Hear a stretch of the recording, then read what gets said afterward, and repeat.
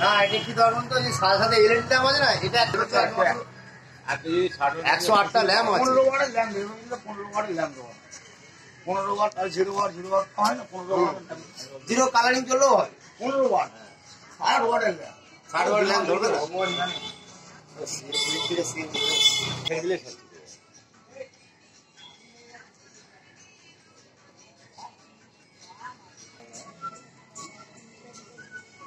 আগুনের তাপ রেখে চেষ্টা হয়ে যাবে।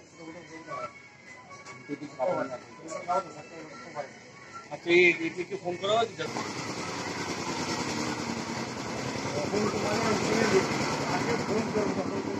একদম সবারই মাথায় নেই।